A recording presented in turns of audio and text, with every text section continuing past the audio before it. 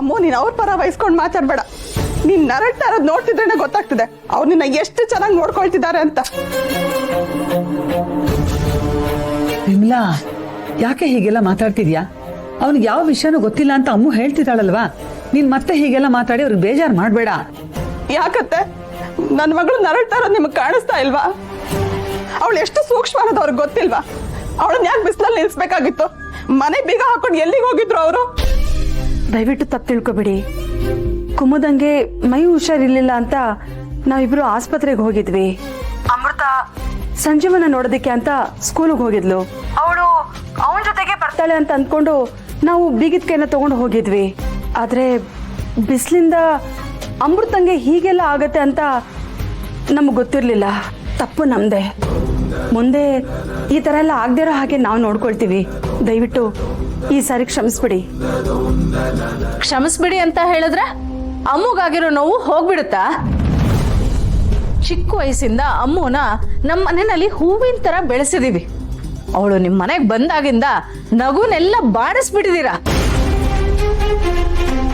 ಚಿಕ್ಕಮ್ಮ, ನೀವು ಅನ್ಕೊಂಡಿರೋ ಹಾಗೆ ಏನೂ ಆಗಿಲ್ಲ. ನಾನು ಇಲ್ಲಿ ತುಂಬಾ ಚೆನ್ನಾಗಿದ್ದೀನಿ. ಅವ್ರು ಎಷ್ಟು ಚೆನ್ನಾಗಿ ನೋಡ್ಕೊಳ್ತಿದ್ದಾರೆ ಅಂತ ನಮಗ್ ಗೊತ್ತಿಲ್ವೇನೆ? ಇಲ್ಲಿ ನೋಡು ಅಮ್ಮ, ಅವ್ರೇನಾದ್ರೂ ತೊಂದರೆ ಕೊಡ್ತಿದ್ರೆ ನನ್ನ ಹತ್ರ ಹೇಳು, ನಾನೇ ಅಲ್ಲಿಗೆ ಬಂದು ನಿನ್ನ ಕರ್ಕೊಂಡು ಬರ್ತೀನಿ.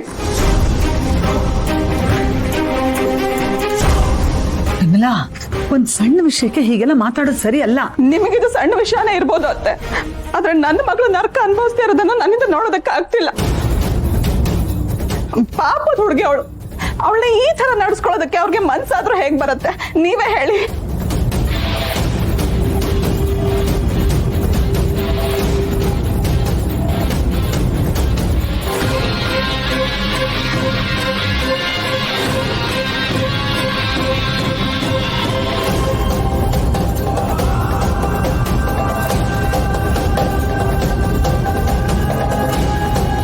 ಏನಾಯ್ತು ಅಮೃತ? ನೋಡಿ ತಾತ, ಅಮ್ಮನ ಬಿಸಿಲಲ್ಲಿ ನಿಲ್ಸಿ ಹೇಗೆ ಮಾಡಿದ್ದಾರೆ ಅಂತ ನೋಡಿ.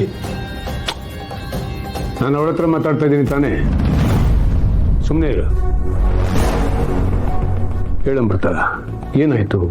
ತಾತ, ಏನೂ ಆಗಿಲ್ಲ ತಾತ. ಬಿಸಿಲಲ್ಲಿ ನಿಂತಿದ್ದಕ್ಕೆ ಮೈಕೈ ಎಲ್ಲ ಬಿಸಿಲುಗುಳ್ಳೆ ಆಗೋಗಿದೆ ಅಷ್ಟೇ. ಅದಕ್ಕೆ ಇವರೆಲ್ಲ ಗಾಬರಿ ಆಗ್ತಿದ್ದಾರೆ. ನೋಡಿದ್ರ, ಅವಳೇ ಅಷ್ಟು ಧೈರ್ಯವಾಗಿದ್ದಾಳೆ. ನೀವೆಲ್ಲ ಅವಳಿಗೆ ಇನ್ನಷ್ಟು ಭಯ ಹುಟ್ಟಿಸೋ ಥರ ಮಾತಾಡ್ತಾ ಇದ್ದೀರಲ್ಲ. ವಿಮಲಾ, ಇಂಥ ಸಮಯದಲ್ಲಿ ಅವಳಿಗೆ ಸಮಾಧಾನ ಮಾಡಿ ಧೈರ್ಯ ಹೇಳಬೇಕು. ಅದನ್ನು ಬಿಟ್ಬಿಟ್ಟು ವಾಪಸ್ ಮನೆಗೆ ಕರ್ಕೊಂಡ್ಬಿಡ್ತೀನಿ ಅನ್ನೋದೆಲ್ಲ ಸರಿಯಲ್ಲ. ನಮ್ಮ ಅಮೃತ ಎಂಥ ಧೈರ್ಯವಂತೆ ಗೊತ್ತಾ? ಲಕ್ಷ್ಮೀ ಮನೆಯವರಿಗೆ ಅವನು ಯಾವನ ತೊಂದರೆ ಕೊಡ್ತಿದ್ನಲ್ಲ, ಯಾರು ಎಳ್ನೀರು ಕಿಟ್ಟಿ, ಅವನಿಗೆ ಸರಿಯಾಗಿ ಬುದ್ಧಿ ಕಲಿಸಿ ಅವ್ರ ಮನೆ ಸಮಸ್ಯೆನ ಒಬ್ಬಳೇ ನಿಂತ್ಕೊಂಡು ಸಾಲ್ವ್ ಮಾಡಿದ್ದಾರೆ. ಅವಳು ಈ ಸಣ್ಣ ಪುಟ್ಟ ವಿಚಾರಗಳು ಯಾವ ಲೆಕ್ಕ? ನೋಡಿದ್ಯಾ ವಿಮಲಾ, ನಮ್ಮ ಅಮ್ಮು ಎಷ್ಟು ದೊಡ್ಡ ಸಾಹಸ ಮಾಡಿದಾಳೆ ಅಂತ. ರೀ, ಅವಳ ಸಂಕಟ ನನಗೂ ಅರ್ಥ ಆಗುತ್ತೆ. ಆದ್ರೆ ಗಂಡನ ಮನೆಯ ವಿಷಯನ ಪದೇ ಪದೇ ತವ್ರ ಮನೆಯವ್ರಿಗೆ ಹೇಳ್ತಾ ಇದ್ರೆ ಅವರೆಲ್ಲ ನಮ್ಮ ಬಗ್ಗೆ ಏನ್ ತಿಳ್ಕೊಳ್ಳಲ್ಲ ಹೇಳಿ? ಪಾಪ ಸಂಜೀವನ್ಗೆ ವಿಷಯ ಏನು ಅಂತಾನೆ ಗೊತ್ತಿಲ್ಲ. ಆದ್ರೆ ಅವರೆಲ್ಲರೂ ಸಂಜೀವನೇ ಏನೋ ಮಾಡಿದಾನ ಅನ್ನೋ ತರ ಮಾತಾಡ್ತಿದ್ದಾರೆ. ಇದರಿಂದ ಸಂಜೀವನ್ ಮನಸ್ಸಿಗೆ ಎಷ್ಟು ನೋವಾಗಲ್ಲ?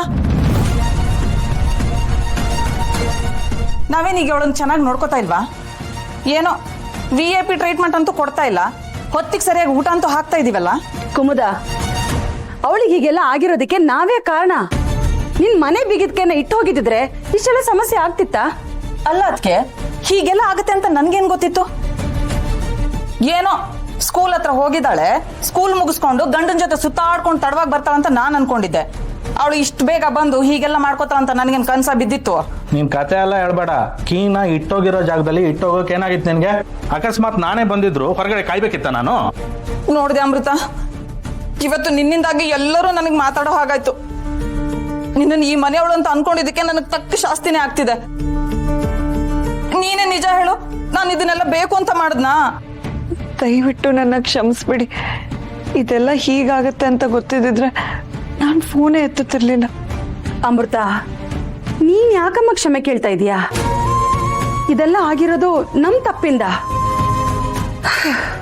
ನೀನೇನು ಯೋಚನೆ ಮಾಡ್ಬೇಡಮ್ಮ, ಸ್ವಲ್ಪ ಹೊತ್ತು ರೆಸ್ಟ್ ಮಾಡು. ನೀವಿಬ್ರು ಹೊರಗೆ ನಡೀರಿ. ನಡಿ.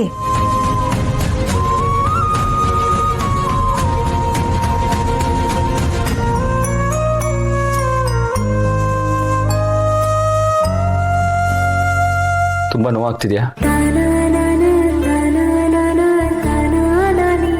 ನನಗೆ ಗೊತ್ತು ನಿಮ್ಗೆ ತುಂಬಾ ನೋವಾಗ್ತಿದೆ ಅಂತ.